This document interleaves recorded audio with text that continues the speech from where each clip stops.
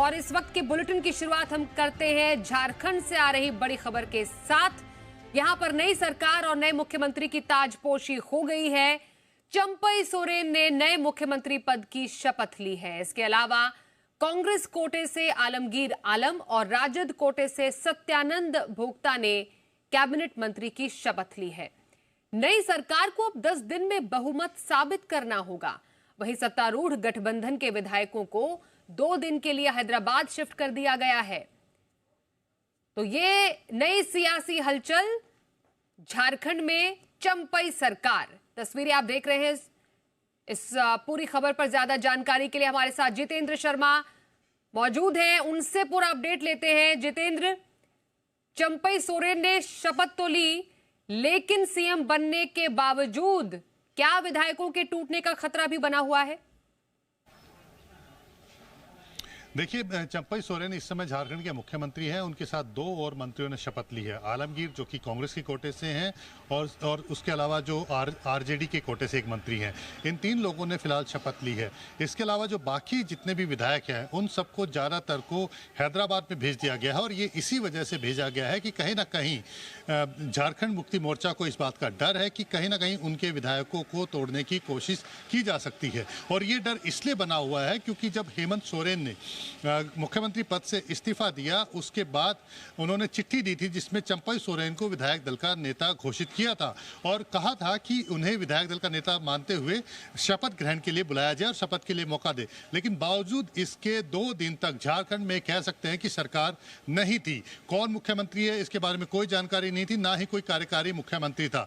जो पूर्व मुख्यमंत्री हेमंत सोरेन है वो ईडी की गिरफ्त में थे और इस समय न्यायिक हिरासत के अंदर है। तो ऐसे में ये स्थिति बन गई थी कि हो सकता है कि झारखंड मुक्ति मोर्चा, कांग्रेस और आरजेडी के जो विधायक हैं उनको कहीं ना कहीं तोड़ने की कोशिश की जाए। और ये एक वजह इसके लिए ये भी थी कि कहीं ना कहीं झारखंड मुक्ति मोर्चा के जो शिबू सोरेन के जो परिवार हैं उसके अंदर कहीं ना कहीं मनमुटाव पैदा हो गया है। इस बात की खबरें भी निकल करके आ रही थी क्योंकि बीजेपी के कुछ विधायक और सांसद ये कह रहे थे कि झारखंड मुक्ति मोर्चा के जो विधायक है वो उनके संपर्क में है। चाहे उसे बसंत सोरेन का नाम ले लें, चाहे सीता सोरेन का नाम ले लें, तो कहीं ना कहीं परिवार के अंदर भी इस तरह की बात निकल करके आ रही थी कि टूट हो सकती है।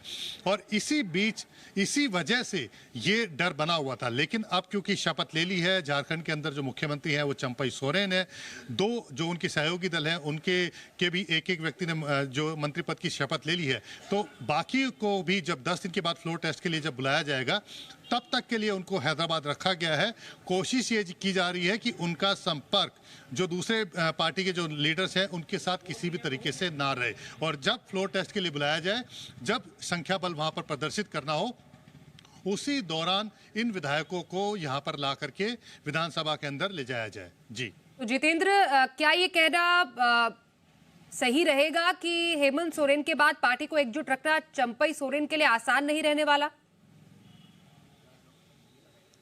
देखिए, ये बात बिल्कुल सही है क्योंकि आने वाले दिन जो है काफ़ी मुश्किल भरे होने वाले हैं। उसकी सबसे बड़ी वजह यह है कि चंपई सोरेन को इस बात से भी मुक्ति दिलानी होगी कि उनकी पार्टी के ऊपर जो भ्रष्टाचार का सबसे बड़ा दाग लग गया है। क्योंकि उनकी पार्टी के जो चेहरे हैं, मुख्यमंत्री हैं हेमंत सोरेन जो पहले मुख्यमंत्री थे, उनको गिरफ्तार किया है ईडी ने भ्रष्टाचार के आरोप में। अब से कुछ ही महीनों बाद यानी कि 2 महीने बाद ही लोकसभा चुनाव होने वाले हैं। तो ऐसे में झारखंड के अंदर इस बात को तैयार रखना, अपने लोगों तक इस मैसेज को पहुंचाना कि नहीं, उनकी पार्टी जो है भ्रष्टाचार में लिप्त नहीं है, परिवारवाद से उनका कोई गहरा नाता नहीं है। यही वजह है कि चंपई सोरेन जो कि परिवार से नहीं आते हैं लेकिन बावजूद इसके झारखंड मुक्ति मोर्चा ने उनको मुख्यमंत्री पद की शपथ दिलाई है। तो कहीं ना कहीं ये मैसेज देना उनके लिए काफ़ी चुनौती भरा साबित होने वाला है। तो अब देखना होगा कि किस तरह से वो पार्टी को, अपने सहयोगी दल को और साथ ही साथ जो आने वाले लोकसभा चुनाव है उसमें भी वोट बैंक को भी किस तरह से इंटैक्ट यानी कि स्थिर रख पाते हैं और अच्छा प्रदर्शन कर पाते हैं। तो ये उनके लिए एक काफ़ी बड़ी चुनौती रहने वाली है। अगर लोकसभा चुनावों के दौरान झारखंड मुक्ति मोर्चा और उनके जो बाकी सहयोगी दल हैं वो अच्छा प्रदर्शन कर लेते हैं बावजूद हेमंत सोरेन की गिरफ्तारी के बावजूद, तो कहीं ना कहीं ये चंपई सोरेन और बाकी जो दल हैं उनके लिए एक पॉजिटिव मैसेज की तरह आएगा। लेकिन अगर नहीं हो पाता है तो ये मान के चलिए कि आने वाले दिन, क्योंकि उसके बाद झारखंड को भी चुनावों का सामना करना है, इसी साल के आखिर में दिसंबर में के आसपास उम्मीद की जा रही है कि झारखंड विधानसभा के भी चुनाव घोषित हो जाएंगे। तो अगर लोकसभा चुनाव में अच्छा प्रदर्शन नहीं कर पाती है तो आप ये मान के चलिए कि आने वाला जो समय है वो झारखंड मुक्ति मोर्चा और सहयोगी दल के लिए और मुश्किल भरा होने वाला है। बिल्कुल, तो फिलहाल तो 10 दिन काफी महत्वपूर्ण है क्योंकि नई सरकार को 10 दिन में बहुमत साबित करना होगा। फिलहाल जितेंद्र, इस पूरी जानकारी के लिए धन्यवाद करते हैं आपका।